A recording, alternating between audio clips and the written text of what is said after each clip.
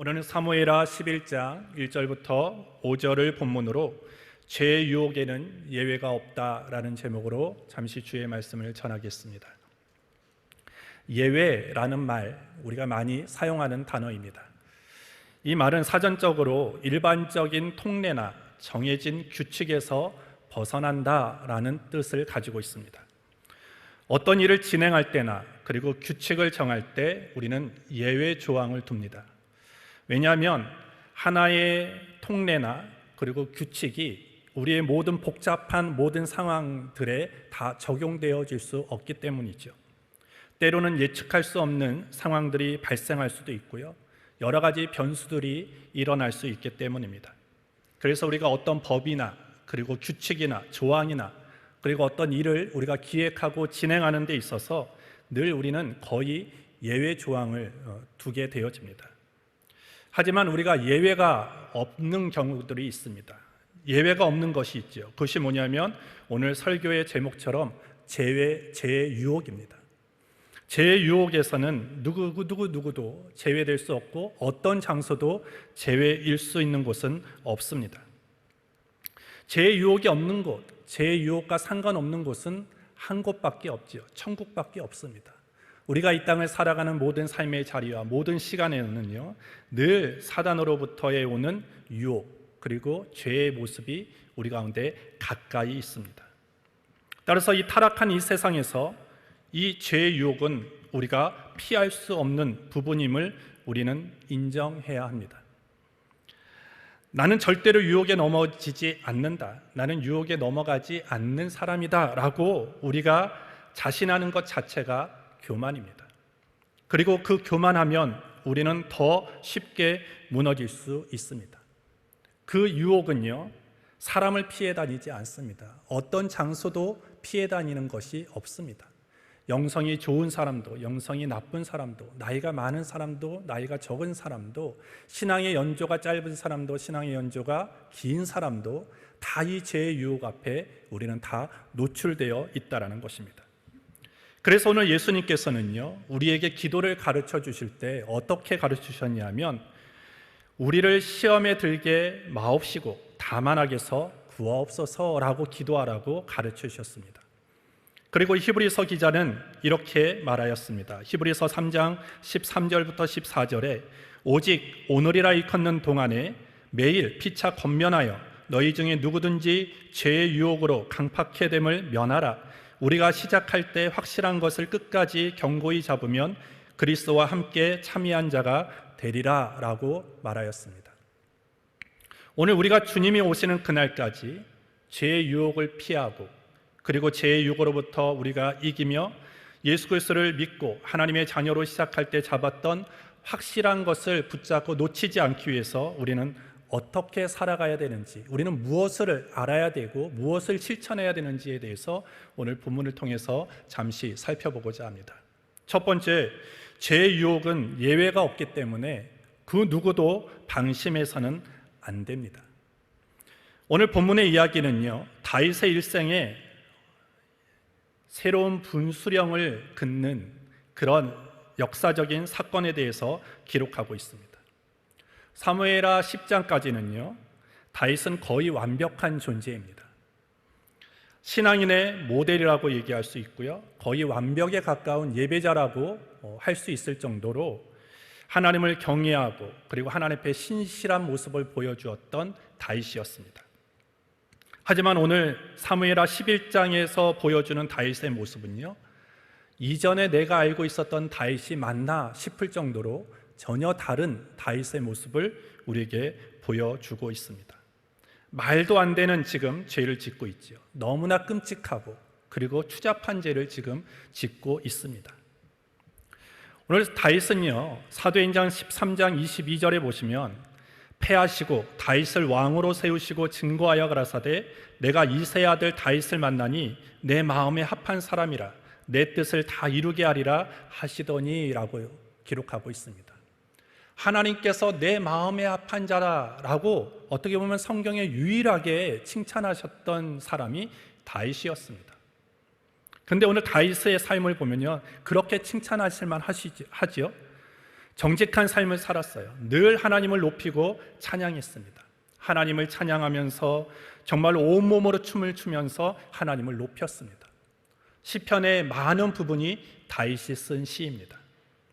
다윗은 거인 골리앗과 싸울 때도 용기 있게 믿음으로 나아갔던 사람입니다. 그리고 자기를 해치려 한 사울도 2차례나 얼마든지 죽일 수 있음에도 불구하고 그 목숨을 살려주었던 관용의 사람이었습니다. 그리고 하나님께 기도하기에 게을리지 않았던 사람이었고요. 늘 한결같은 하나님 앞에 신실함으로 나아갔던 사람입니다. 그래서 우리가 다윗 하면 우리의 신앙의 표본, 그리고 기감이 될 만한 사람이다라고 우리는 다 그렇게 인정을 합니다. 이와 같은 다윗의 모습을 보면 죄와 상관없는 것처럼 보입니다. 그리고 오늘 11장에 기록되어 있는 다윗이 저질렀던 죄, 과연 다윗이 저질렀을까라고 물음표를 찍을 만한 그런 모습이라는 것이죠. 그랬던 다윗이 오늘 본문에 나타나는 죄를 왜 질렀는가, 왜 죄를 저질렀을까, 우리는 선뜻 이해할 수 없습니다. 이해가 되지 않죠. 하지만 오늘 본문에 나타나는 여러 가지 정황들을 보면요, 다윗이 죄의 유혹에 왜 넘어갔는가, 그리고 왜 이렇게 추하고 끔찍한 죄를 저지를 수밖에 없었는지를 우리는 찾아낼 수 있습니다. 바로 그 이유가 첫 번째가 뭐냐면 방심입니다. 방심. 영적인 나태함, 그리고 영적인 게으름이 그 다윗에 스며 들어왔을 때 그는 이렇게 추악하고 그렇고 정말로 잔인한 그런 죄를 저지르는 사람이 되어버렸습니다. 여러분들, 자동차 운전을 하는 데 있어서 가장 사고가 많이 날 때가 있다고 얘기를 해요. 그때가 언제냐면 내가 면허를 따고 운전을 한 지 1년이 안 되는 때입니다. 왜 사람이 처음에 운전면허를 따고 초보 운전을 딱지를 뒤에다 붙이고 운전을 할 때는요, 늘 조심해요. 그리고 방심하지 않습니다. 시선을 다른 데 두지 않습니다. 그냥 전방을 늘 주시하고 내가 면허를 딸 때 배웠던 대로, 그리고 교습을 받은 대로 그대로 운전을 합니다. 속도도 웬만하면 준수를 하려고 하고요, 신호도 잘 지킵니다. 근데 이제는 그 초보 운전을 딱지를 떼고 이제는 어느 정도 나는 이제 운전에 익숙해졌어, 이제는 운전에 나는 자신이 있어 라고 할 그때가 한 1년이 지날 때인데, 그때 사고가 가장 많이 난다라는 거예요. 왜? 사람이 방심합니다. 나는 이 정도면 돼. 나는 이 정도의 운전 실력을 가지고 있고 나는 이제까지 사고를 한 번도 내지 않았어. 그렇기 때문에 나는 운전을 잘해 라고 하는 그 방심하는 순간 사고가 많이 난다라는 것입니다. 왜? 이제 내가 운전에 자신이 있으니까, 이제까지 초보 운전일 때는 운전을 할 때 전화가 와도 전화를 받지 않았어요. 근데 이제 운전 실력이 좀 된다 하니까 전화가 오면 전화를 받습니다. 통화를 합니다. 그리고 전방만 보지 않아요. 여러 가지 좌우도 살피고 옆 사람과 이야기도 하면서 전방 주시를 하지 않습니다. 그러다 보니까 결국 큰 사고가 일어나게 되게 되어지는 것이죠. 오늘 사무엘하 11장은요, 바로 다윗이 그의 삶의 고속도라라는 곳에서 한눈을 파는 것입니다. 방심을 하는 것입니다. 나태함에 빠지는 거예요. 영적인 졸음에 빠질 때 결과적으로 비극적인 사건들이 나타나게 된 것이라는 것입니다. 오늘 다윗은요, 자신이 통치하는 왕국이 조금씩 안정이 되어가고 있었습니다. 그리고 여유로움을 가지게 되었죠. 그때 오늘 본문에 보시면 다윗은 전쟁에 나아가지 않습니다. 굳이 내가 그 전쟁에까지 나아가야 되느냐라는 거예요. 이 정도 우리나라가 강해지고 내가 정말 이 왕국을 통치해 나가는 데 있어서 어느 정도 안정이 되어 있기 때문에 굳이 내가 거기에 나갈 필요가 없다라고 방심했다라는 것입니다. 그때 어떻게 합니까? 그 방심의 틈을 타서 마귀가 그 시간을 놓치지 않았다라는 것이죠. 마귀가 틈을 탑니다. 그리고 다윗에게 안목의 정욕을 가져다 줍니다. 그래서 결국 밧세바와 간음하게 되어진 것입니다. 항상 우리가 알아야 될 것은 무엇이냐면, 우리가 영적으로 방심하게 될 때 항상 마귀는 우리를 넘어뜨리기 위해서 준비하고 있다는 거예요. 기다리고 있다는 것이죠. 방심만 해봐라, 영적인 나태함에 빠지기만 해봐라, 내가 바로 그 틈을 비집고 공격할 것이다 라고 지금 기다리는 것입니다. 하나님과 끊임없이 교제하며 기도하며 신실하게 살아왔던 이 다윗이요, 잠시 잠깐 한눈을 팔고 영적인 나태함 가운데 빠졌을 때 사단은 그 기회를 놓치지 않고 결과적으로 죄의 유혹을 던져버린 거예요. 그리고 그 죄의 유혹에 다윗은 빠져들게 된 것입니다. 결국 하나님 없는 여유, 그리고 하나님 없는 평안함, 그리고 영적으로 깨어있지 않는 그 평안함은요, 도리어 우리가 죄를 범하는 자리로 떨어지게 만든다는 것을 우리는 꼭 명심해야 됩니다. 그래서 사도 바울은 뭐라고 얘기합니까? 그런즉 선줄로 생각하는 자는 넘어질까 조심하라 라는 것입니다. 나는 이만하면 됐어, 내 신앙은 이만하면 됐고 내 삶은 이 정도면 됐어 라고 방심하는 순간 그때가 넘어질 수 있는 때라는 거예요. 그래서 사도 베드로는 베드로전서 5장 8절에 근신하라 깨어라 너희 대적 마귀가 우는 사자같이 두루다니며 삼킬 자를 찾나니 이렇게 경고하고 있습니다. 우리는 늘 깨어 있어야 됩니다. 잠자면 안 되고요, 느슨해지면 안 되고요, 나태해지면 안 되는 것입니다. 성도가 영적인 긴장을 풀고 안일함에 빠져 있을 때 사단은 여지없이 우리를 공격합니다. 여지없이 우리를 무섭게 파고드는 것입니다. 제가 어느 예전에 이런 신문 기사를 본 적이 있습니다. 1년 전 담근 뱀술 뚜껑 여는 순간 튀어올라 사람을 물었다, 이런 기사가 있었어요. 중국에서 일어났던 사건인데 어떤 남성이요, 아들이 만성질환을 앓고 있었어요. 그래서 그 만성질환에 그 뱀술이 좋다라는 얘기를 듣고요, 독사 3마리를 잡아가지고요 술을 담갔습니다. 그래서 계속 이제 뱀술이 잘 숙성되게끔 계속 이제 술을 담가서 보관하다가 한 1년 정도가 지나가지고 이제는 어느 정도 이 뱀술이 효과가 나겠다, 이제 약으로 쓸 수 있겠다라고 하면서 분명히 이제 술을 담갔으니까 이 뱀은 죽었겠니 하고 이 뚜껑을 여는 순간 그 3마리 중에 1마리가 튀어 올라서 그 사람의 팔을 물었다라는 것입니다. 빨리 응급조치가 되어져서 그 사람의 이제 생명은 건질 수 있었지만 대단히 위험한 상황이었다라고 얘기를 하는데, 과연 어떻게 뱀이 그 밀봉된 이 병에서 1년 넘게 살 수 있었을까? 이 뱀은요, 아주 조그만한 공기로도 1년 넘게 살 수 있는 그런 능력을 가지고 있다, 생존 능력을 가지고 있는 존재가 뱀이라는 것입니다. 산소 그리고 물이 부족한 경우에도요, 조그만 것이라도 조금만 있으면 그 뱀은 살 수 있다는 것입니다. 오늘 이 얘기를 들으면서 제가 이게 정말 죄와 비슷하구나라는 생각이 들었어요. 죄는 이런 것입니다. 겉보기에는 죽은 것 같아요. 겉보기에는 없는 것 같아요. 어떤 활동도 할 수 없고 어떤 능력도 행할 수 없는 것처럼 보이지만 실은 그렇지 않다라는 것입니다. 죄는요, 늘 우리가 살아있는 동안, 우리가 생활하는 동안 늘 우리를 떠나지 않는 것이 죄와 유혹이라는 것입니다. 하나님께서 우리의 죄를 용서해 주신다는 것, 그것은 우리의 죄를 짓지 않도록 보장해 주신다는 것이 아니에요. 우리의 죄를 피해가게 만들어 주신다는 것이 아닙니다. 우리가 하나님의 자녀가 되었다는 것이 이제 너는 하나님의 자녀니까 죄가, 그리고 죄의 유혹이 저절로 우리를 피해간다는 의미가 아니라는 것입니다. 쉽게 말하면 우리가, 저와 여러분들이 예수님을 믿고 죄의 용서를 받았음에도 우리는 늘 죄의 유혹에 빠질 수 있는 가능성이 있고요, 우리는 늘 그 죄 앞에 노출되어 있는 존재인 것을 우리는 분명히 알아야 되는 것입니다. 그러므로 이 시대를 향하여 사단과 마귀는 믿는 자라 할지라도 한순간의 어떤 방심을 통해서 유혹과 미혹으로 우리를 덫을 놓게 되어지고 그 덫에 걸려 우리를 죽게 만드는 존재라는 것입니다. 오늘 다윗을 보십시오. 한순간에 넘어지는 것을 우리는 보게 되어집니다. 오늘 사무엘하 11장을 통해서 하나님께서 우리에게 말씀하시고자 하는 것이 무엇인 줄 아십니까? 인간의 연약성입니다. 나는 됐어, 절대 나는 죄짓지 않아, 그런 존재는 없다라는 것입니다.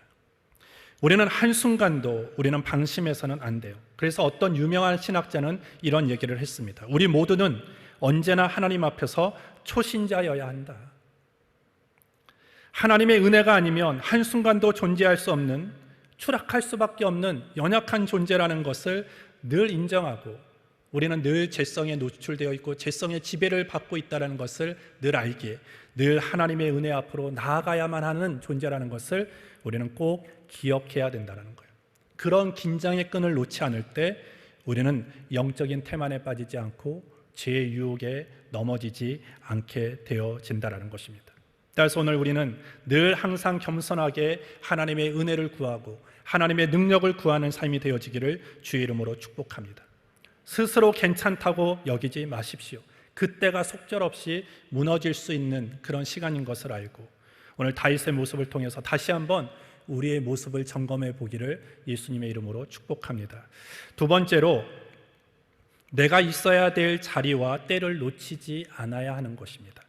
오늘 1절을 보시면요, 해가 돌아와서 왕들의 출전할 때가 되매 다윗이 요압과 그 신복과 온 이스라엘 군대를 보내니 저희가 암몬 자손을 멸하고 랍바를 에워쌌고 다윗은 예루살렘에 그대로 있으니라. 오늘 사무엘하 11장 이 구절을 잘 이해하려면요, 사무엘하 10장을 우리가 좀 봐야 됩니다. 여러분들 집에 가서 한번 사무엘하 10장을 좀 읽어보시고요, 제가 그냥 간단하게 설명을 해드리면, 오늘 다윗 이전부터 암몬이라는 나라는요, 끊임없이 이스라엘을 괴롭혔습니다. 사울이 왕이 된 것도 결국 암몬이라는 나라를 쳐서 이김으로써 왕에 오를 수 있었습니다. 그렇기 때문에 다윗은요, 늘 자신들을 괴롭히는 암몬과 좀 평화롭게 지내고 싶은 마음이 있었죠. 그러던 차에 암몬의 왕이 죽게 되어집니다. 그리고 그의 아들 한운이 왕이 되어지는데 다윗은 이제는 좀 위로 조문 사절단을 보냅니다. 근데 이 암몬의 새로운 왕인 한운이요, 이 다윗의 선의를 오해합니다. 조문 사절단으로 위로하고 격려하기 위해서 보냈던 이 사절단을 이 한운은 그렇게 받아들이지 않고, 너희가 이 혼란한 틈을 타서 우리를 공격해 오기 위해서 뭔가 나쁜 의도를 가지고 정탐꾼을 보냈구나 라고 생각하면서 보낸 이 사신들의 수염과 그리고 하의를 그냥 짧게 잘라버렸습니다. 오늘 우리나라도 그렇지만 이 수염이라는 것은 권위를 뜻하는 것입니다. 근데 수염을 잘라버렸어요. 그리고 하의를 잘라버렸습니다. 수치를 가져다 주었다는 것이죠. 이런 얘기를 들은 다윗은요, 암몬과의 전쟁을 선포합니다. 그래서 암몬을 쳐들어가는데 처음에는 이 정확한 전쟁 준비 없이 이 암몬을 쳐들어갔기 때문에 전쟁이 다 끝나지를 않았어요. 그래서 사무엘하 10장 6절에 14절에 이렇게 되어 있습니다. 암몬 자손은 아람 사람의 도망함을 보고 저희도 아비새 앞에서 도망하여 성으로 들어간지라 요압이 암몬 자손을 떠나 예루살렘으로 돌아오니라. 그 전쟁에서 완전히 승리를 거두지 못하고 그냥 임시적으로 다시 돌아와서 전쟁을 다시 준비하게 되어지는데, 문제는 뭐냐면 바로 전쟁을 이룰 수 없었어요. 왜냐하면 우기가 찾아왔기 때문이에요. 이스라엘에서 암몬을 쳐들어가려면 요단강을 건너야 됩니다. 근데 요단강의 물이 가장 높을 때가 우기 아닙니까? 근데 마침내 그 시간이 우기였어요. 이제 우기가 다 지나고 건기가 돌아올 때 전쟁을 할 수 있는데, 오늘 1절에 보시면 해가 돌아와서 라는 의미가 뭐냐면 이제는 우기가 지나가고 전쟁을 할 수 있는 건기가 돌아왔다라는 그런 의미인 것입니다. 이제 전쟁을 얼마든지 할 수 있는 그런 계절이 돌아왔습니다. 그런데 문제는 무엇입니까? 다윗이 전쟁에 나아가지 않았다라는 것입니다. 오늘 성경이 뭐라고 얘기합니까? 오늘 11절 하반절에 보시면 다윗은 예루살렘에 그대로 있으니라. 왕들이 출전해야 되는 그 전쟁에 다윗은 그 전쟁에 나아가지 않고 예루살렘에 그대로 있으니라, 이렇게 표현을 합니다. 오늘 이 전쟁은요, 그냥 전쟁이 아닙니다. 오늘 여러분들 그 성경에 보시면 11절에 보시면요, 언약궤가 나아갔던 전쟁이라는 것을 보면요, 이것은 성전입니다. 이것은 조그마한 그런 전쟁이 아니라 신과 신의 전쟁이에요. 당연히 왕이 출전해야 되는 그런 전쟁입니다. 그럼에도 불구하고 다윗은요, 영적인 나태함, 방심 속에서 예루살렘에 그대로 있었다라는 것입니다. 그때 어떤 일이 일어납니까? 2절을 보시면 저녁 때 다윗이 그 침상에서 일어나 왕궁 지붕 위에서 거닐다가 그곳에서 보니 한 여인이 목욕을 하는데 심히 아름다워 보이는지라. 문제는 여기서부터 시작되어지는 것입니다. 왕이 전쟁에 나아가야 되는 그 시간, 그리고 왕이 있어야 될 장소에 있지 않다 보니까 어떤 일이 일어납니까? 죄의 유혹이 틈타게 되었다는 것입니다. 여러분들 그 성경을 잘 보면요, 다윗이 오늘만 지붕 위를 거닐었겠습니까? 그렇지 않죠. 아마 여느 때와 똑같이 아마 낮잠을 한숨 자면 또 일어나서 지붕 위를 거닐었을 거예요. 그런데 오늘 왜 특이하게 왜 그 여인이 보였냐는 거예요. 왜 오늘 하필이면 그때 오늘 죄의 유혹에 넘어갔냐라는 것입니다. 그것은 그가 전쟁터에 있지 않았기 때문이에요. 그가 있어야 될 자리에 있지 않고, 그리고 전쟁을 해야 될 때 다른 일을 했기 때문에 그 유혹에 넘어가게 되어지고 큰 죄악을 저지르게 되었다라는 것입니다. 오늘 여기서 우리가 알 수 있는 것은 무엇입니까? 내가 있어야 될 때가 언제인가, 내가 해야 될 때가 무엇이고 내가 있어야 될 장소는 어디인가를 늘 분별하며 살아가는 것, 그것이 우리가 죄의 유혹을 이길 수 있는 길이라는 것입니다. 여러분들, 선한 때를 놓치면 악한 때가 찾아옵니다. 내가 있어야 될 자리를 잊지 아니하면 분명히 다른 곳에서 수많은 유혹이 우리에게 찾아오게 되어지는 것입니다. 다윗이 지금 마땅히 있어야 될 곳은 어디였습니까? 전쟁터였습니다. 다윗이 지금 지붕 위를 거니는 그 순간 그가 해야 되는 원래 일은 무엇이었겠습니까? 전쟁터에 나가서 모든 이스라엘의 군사들을 지휘하면서 암몬과 전쟁을 해야 되는 그런 일이었습니다. 그런데 다윗은 지금 어떠합니까? 전쟁터에 있지 않고 도리어 예루살렘의 궁에 있습니다. 지휘를 하는 것이 아니라, 전쟁에 나아가서 그 전쟁을 지휘하는 일을 하는 것이 아니라 오히려 아주 편안하게 나태한 가운데 지붕 위를 거닐고 있었습니다. 그때 어떤 일이 일어나는 거예요? 안 봐도 될 모습이 보여지기 시작했다는 거예요. 그가 전쟁터에 나아갔다면 목욕하는 밧세바를 볼 수 있었겠습니까? 그가 전쟁터에서 전쟁을 수행하고 있었다면 그 밧세바를 볼 수 있었겠느냐라는 거예요. 밧세바를 보지 않았으면 절대 간음하지 않았어요. 간음하지 않았으면 그는 살인하지 않았을 것입니다.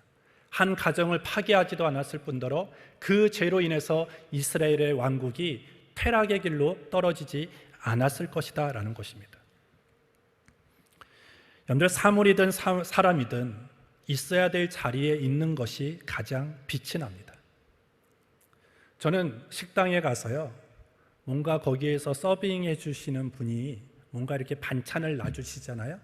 그러면 저는 그대로 있어요.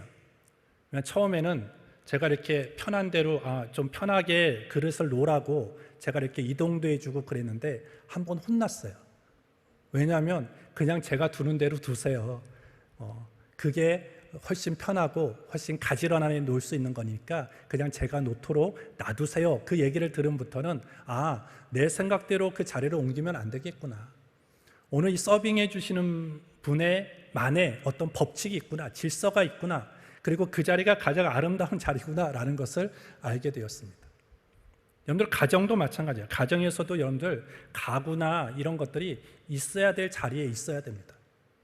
여러분들, 만약에 TV가 화장실에 있다고 한번 생각해 보십시오. 과연 보기 좋습니까? 보기 안 좋죠. 여러분들, 만약에 여러분들의 침대가 현관에 있다고 생각해 보십시오. 보기 안 좋습니다. 침대는 침실에 있어야 되고요, TV는 거실이나 방에 있어야 됩니다. 냉장고는 주방에 있어야지 그 자리가, 그 냉장고가 가장 빛날 수 있는 것입니다. 오늘 이와 같이 사람이든 사물이든 늘 그가 있어야 될 자리에 있는 것이 가장 아름답고 빛나게 되어지는 것이죠. 아버지는 아버지의 자리에 있어야 돼요. 남편은 남편의 자리에 있어야 됩니다. 아내는 아내의 자리에 있어야 되고요, 어머니는 어머니의 자리에 있어야 되고요, 자녀는 자녀의 자리에 있어야 되고 학생은 학생의 자리에 있어야 돼요. 직장인은 직장에 있을 때가 가장 아름답습니다. 목회자는 목회자의 일을 할 때가 가장 빛나게 되어지는 것이죠. 오늘 하나님께서는 창세기에 죄를 저지르고 선악과를 따먹고 숨어있는 아담에게 이렇게 물으시죠. 아담아 아담아 내가 어디 있느냐? 너의 위치가 왜 거기 있느냐라는 거예요. 너가 지금 거기 숨어 있으면 안 되지 않느냐? 네가 지금 숨어 있는 자리가 원래 네가 있어야 될 자리가 아니지 않느냐라고 오늘 책망하시는 것이다 라는 것이죠. 오늘 그런 의미에서 저와 여러분들 우리는 스스로 돌아봐야 하는 것입니다. 나는 지금 있어야 될 자리에 있는가?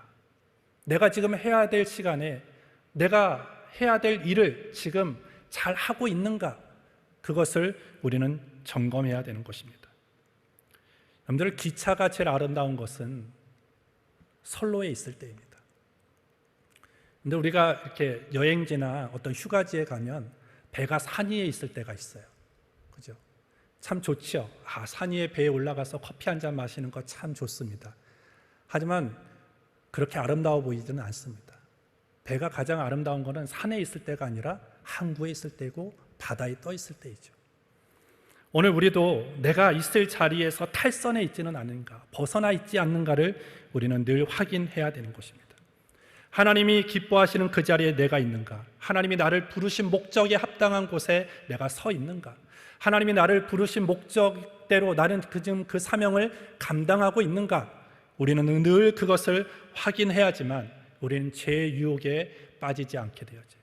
죄의 유혹 앞에 우리는 그것을 이겨나갈 수 있게 되어지는 것입니다. 그래서 우리는 좋은 때, 은혜의 때를 놓치면 늘 우리에게 위기가 찾아오게 되어집니다. 그래서 이 자리에 모여있는 저와 여러분들이 늘 내가 있어야 될 자리를 지키시기를 바랍니다. 내가 해야 하는 일, 그것을 미루지 말고 정말로 그 하나님이 부르심의 목적에 맞는 그런 합당한 사명을 감당해 나갈 수 있는 우리 모두가 되어지기를 예수님의 이름으로 축복합니다. 마지막 세 번째로, 우리는 죄를 은폐하려고 하지 말고 죄를 드러내야 합니다. 2절부터 5절을 보시면 저녁 때 다윗이 그 침상에서 일어나 왕궁 지붕 위에서 거닐다가 그곳에서 보니 한 여인이 목욕을 하는데 심히 아름다워 보이는지라. 다윗이 보내어 그 여인을 알아보게 하였더니 고하되 그는 엘리암의 딸이요 햇사람 우리아의 아내 밧세바가 아니니이까. 다윗이 사자를 보내어 저를 자기에게로 데려오게 하고 저가 그 부정함을 깨끗게 하였으므로 더불어 동침하며 저가 자기 집으로 돌아가니라. 여인이 잉태함에 보내어 다윗에게 구하여 가로되 내가 잉태하였나이다 하니라. 다윗은 육체의 정욕, 안목의 정욕을 이기지 못하고 결국 넘어지고 맙니다. 큰 죄를 저지르지요. 그 죄를 저질렀을 때 다윗은 즉각적으로 죄를 고백하고 드러내고 회개했어야만 합니다. 근데 오늘 사무엘하 11장에서 쭉 보여주는 다윗은요, 그렇지 않습니다. 계속 자신이 저지른 죄를 은폐하고 덮기 위해서 더 교묘하고 치밀한 그런 계획을 가지고 그 죄를 덮으려고 하였다라는 것입니다. 6절부터 8절을 보시면 다윗이 요압에게 기별하여 햇사람 우리아를 내게 보내라 하매 요압이 우리아를 다윗에게로 보내니 우리아가 다윗에게 이르매 다윗이 요압의 안부와 군사의 안부와 싸움이 어떠한 것을 묻고 저가 또 우리아에게 이르되 내 집으로 내려가서 발을 씻으라 하니 우리아가 왕궁에서 나가매 왕의 식물이 뒤따라 가니라. 지금 전쟁터에 나가 있는 이 밧세바의 남편인 우리아를 호출을 합니다. 왜? 지금 밧세바가 임신을 한 거예요. 남편이 전쟁터에 나가는데 아내가 임신을 했다? 이것은 큰일 날 일 아닙니까? 그래서 그 죄를 은폐하기 위해서 전쟁터에 나가 있는 우리아를 호출을 하는 거예요. 그래서 오늘 이런 안부도 묻지만 그것이 목적이 아니죠. 그러면서 너는 네 집으로 가서 발을 씻으라 이렇게 명해요. 발을 씻으라는 것은 편안한 마음으로 동침을 하라는 것입니다. 그리고 뒤에 왕의 식물을 보내게 되어지죠. 왜? 밧세바와 우리아가 동침을 하게 되어지면 밧세바가 임신한 것이 가려질 수 있다고 생각했기 때문에, 그것이 숨겨질 수 있다고 생각했기 때문입니다. 하지만 우리아는 그 명령에 따르지 않죠. 왜냐하면 이 전쟁은 성전입니다. 법궤가 나아갔고 언약궤가 나아갔던 성전이기 때문에 신명기 23장에 보시면 절대 아내와 동침해서도 안 되고 성전이 일어날 때는 어떤 부정한 일도 하면 안 된다라고 분명히 말씀하셨기 때문에 우리아는 그 계명을 지키면서 철저하게 전쟁에 자신의 임무를 수행하고자 했다라는 것입니다. 다윗은 자신의 계획이 허물어졌다는 것을 알고 더 치밀한 계획, 더 잔인한 방법을 씁니다. 그것이 무엇이냐면 요압을 불러서 그 전쟁의 제일 전면에 우리아를 앞세우라고 얘기하는 거예요. 제일 먼저 죽게 되어지는 거예요. 먼저 죽게 만들라는 것입니다. 오늘 이처럼 이 죄라는 것은요, 사람의 이성을 마비시키고요, 지성을 마비시키고요, 여러 가지 신앙까지도 무기력하게 만드는 그런 강한 힘이 가지고 있는 것이 죄라는 것입니다. 참 무섭지요. 조그마한 죄가 그것을 덮기 위해서 더 큰 죄를 저지르게 만들고 또 그 죄를 은폐하기 위해서 더 큰 죄를 만들어버리는 그런 죄의 습성을 우리는 지금 다윗의 모습을 통해서 보게 되어집니다. 참으로 치밀하고 완벽한 범죄 계획이죠. 어느 누구도 다윗의 죄에 대해서 얘기하는 사람이 없습니다. 하지만 오늘 어떻게 됩니까? 하나님은 보고 계셨다라는 거예요. 27절에 그 장사를 마침에 다윗이 보내어 저를 궁으로 데려오니 저가 그 처가 되어 아들을 낳으니라. 다윗의 소위가 여호와 보시기에 악하니라. 어느 누구도 속일 수 있었죠. 어느 누구도 다윗에게 당신 간음했지 않습니까? 한 가정을 파괴하지 않았습니까? 라고 말을 할 수 없었지만 하나님은 불꽃 같은 눈동자로 다윗의 행했던 모든 악의 행위들을 지금 다 지켜보고 계셨고 결과적으로 하나님이 보시기에 그 다윗의 소위가 악했다라고 평가했어요. 그리고 그 죄악으로 말미암아 그 다음부터 쭉 이어지는 사무엘하를 읽어보면요, 그 가정에 그리고 그 나라에 어마어마한 그런 어려움과 고통과 고난의 일들이 닥쳐오게 된 것입니다. 오늘 우리가 이것을 통해서 우리가 알아야 될 것은 하나님 앞에서 완전한 범죄는 없다라는 거예요. 완전 범죄는 있을 수 없다라는 것입니다. 잠깐의 사람은 속일 수는 있어요. 이 세상에 살면서 잠깐의 사람을 속일 수 있고 그것이 드러나지 않을 수는 있지만 마지막에는 심판대 앞에 우리가 섰을 때 그 죄가 그리고 우리의 모든 허물이 낱낱이 드러나게 되어지는 것입니다. 그렇기 때문에 우리가 죄를 지었을 때 어떻게 해야 됩니까? 우리는 드러내야 돼요. 그리고 하나님 앞에 회개해야 됩니다. 근데 오늘 우리는 죄를 지으면 어떻게 합니까? 자꾸 숨기려 하죠. 자꾸 숨기려 합니다. 여러분들, 제 아이가요, 어렸을 적에 집에서 숨바꼭질을 하면요, 아이가 막 숨어요. 숨는데 어디 숨는지 아십니까? 침대에 숨는데 침대에 자기 얼굴만 이불을 덮는 거예요. 그리고 나머지 이 얼굴만 빼고 다 몸이 보여요. 그러니까 자기는 이불로 자기 얼굴을 덮었기 때문에 안 보인다라고 생각하는 것이죠. 근데 우리는 다 보지 않습니까? 우리가 그렇다라는 거예요. 내가 조금만 가리면 하나님 앞에 내 죄와 내 허물을 가릴 수 있지라고 생각을 합니다. 우리의 죄가 드러나지 않으면, 누군가가 내 죄에 대해서 지목하지 않으면 내 죄가 숨겨져 있고 아무도 알 수 없다라고 생각하지만 그렇지 않다라는 거예요. 왜? 하나님은 다 알고 계신다라는 거예요. 왜? 죄는요, 사람과 사람과의 관계 속에서 일어나는 것만이 죄가 아니라는 거예요. 그 모든 거에는 우리가 죄를 저지른다는 것은 결과적으로 하나님 앞에 반역한다라는 거예요. 우리의 모든 죄를 보십시오. 다 십계명에 걸려요. 십계명에 걸린다는 것은 다 하나님의 계명에 반역한다는 것이고 하나님의 명령을 거역한다는 것이고 불순종한다는 것입니다. 그렇기 때문에 우리는 죄를 숨길 수 없다는 것을 인정하고 도리어 우리는 죄를 드러내야 돼요. 그리고 하나님 앞에서 철저하게 회개해야 되는 것입니다.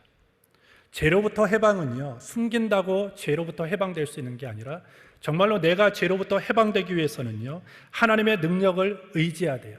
하나님의 능력을 의지해야 될 때 우리가 가장 필요한 것은 철저한 회개인 것입니다. 철저한 회개를 통해서 우리는 죄로부터 자유함을 얻을 수 있고 죄로부터 용서함을 받을 수 있고 우리는 치유가 될 수 있게 되어지는 것입니다.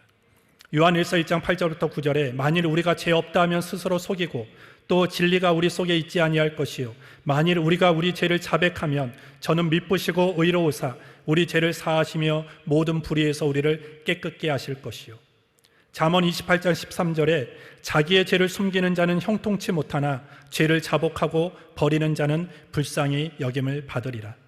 이사야 1장 18절에 여호와께서 말씀하시되 오라 우리가 서로 변론하자 너희 죄가 주홍 같을지라도 눈과 같이 이어질 것이요 진홍같이 붉을지라도 양털같이 되리라. 우리 하나님은 우리의 죄를 드러내고 우리의 죄를 자백할 때 우리의 죄를 사하시고 우리의 모든 불의에서 우리를 깨끗게 해주시는 분이십니다. 따라서 우리는 철저하게 회개해야 됩니다. 그리고 진심으로 용서를 구해야 되는 거예요. 그럴 때 하나님은 우리에게 소망을 주시게 될 줄 믿습니다. 그러므로 우리는 어떠한 죄든지 오늘 사무엘하 11장에 보여지는 다윗처럼 죄를 숨기려고 하는 어리석음에 빠지지 말고 오히려 하나님 앞에 나와서 철저하게 회개하고 용서를 구하는 우리 모두가 되어지기를 예수님의 이름으로 축복합니다. 사단은 우는 사자와 같이 우리를 삼키려고 한다라고 성경은 경고하고 있습니다. 이 땅에서 죄와 유혹에 면제된 사람은 단 한 사람도 없습니다. 예수님마저도 사단의 유혹 앞에 섰습니다. 사단은 하나님의 아들인 예수님마저도 유혹으로 다가왔다라는 것입니다. 따라서 우리는 누구도 안심해서는 안 되는 거예요. 늘 죄를 경계해야 됩니다. 하나님의 뜻을 행하기 위하여 우리는 힘써야 됩니다. 다윗처럼 잘못된 자리에 있지 마십시오. 잘못된 시간에 우리는 서 있어서는 안 되는 것입니다. 그리고 작은 죄라도 무시하면 안 되는 거예요. 그 작은 구멍이 큰 댐을 무너뜨리는 것처럼 우리가 조금은 허용하고 우리가 조금은 지나쳤던 그 죄가 결국은 우리의 인생을 죄의 나락으로 빠뜨려 버린다라는 것입니다. 다시 여러분들 우리의 마음 가운데 드는 한 번만 여기에 속지 마십시오. 한 번만 이 얘기에 속으면 우리는 죄에 속아 넘어가는 거예요. 유혹에 넘어가는 것입니다. 우리 모두가 오늘 다윗을 반면교사로 삼아서 작은 죄도 무시하지 않고 늘 하나님의 뜻대로 살기 위해서 힘쓰는 저와 여러분들이 되기를 예수님의 이름으로 축복합니다. 그러기 위해서는 우리는 늘 예수님을 생각해야 돼요. 예수님을 많이 생각하고 예수님을 많이 말하고 은혜의 자리, 기도의 자리, 예배의 자리를 늘 사모하며 그 자리를 지킬 때 우리는 죄의 유혹에서 우리는 이길 수 있게 되어집니다. 예수님을 많이 생각하면 세상의 생각을 하지 않아요. 예수님에 대해서 말을 많이 하면 세상의 말을 하지 않습니다. 은혜의 자리, 기도의 자리를 우리가 미루지 않고 잘 지키면 우리가 있어야 될 자리를 잘 지키면 있지 않아도 될 자리에 가지 않게 되어지는 것입니다. 그러한 모습으로 이 한 주간 승리하는 우리 모두가 되어지기를 예수님의 이름으로 축복합니다. 하나님 아버지 감사합니다. 오늘도 이 자리로 우리를 불러주심을 감사합니다. 죄의 유혹에 면제된 자는 단 한 사람도 없다라고 말씀했습니다. 그러기 위하여 우리가 죄를 무시하지 않게 하여 주시고 늘 하나님의 뜻대로 살기 위하여 힘쓰게 하여 주시며 잘못된 자리, 잘못된 시간 속에 우리가 머물지 않게 하여 주시고 늘 은혜의 자리, 예배의 자리, 기도의 자리, 하나님이 부르신 그 자리에 우리가 힘써 그 자리를 지켜나가는 우리 모두가 되게 하여 주옵소서. 우리의 힘으로 할 수 없습니다. 성령님 도와주시고 그렇게 살아갈 수 있도록 우리를 이끌어 주시옵소서. 예수님의 이름으로 기도합니다. 아멘.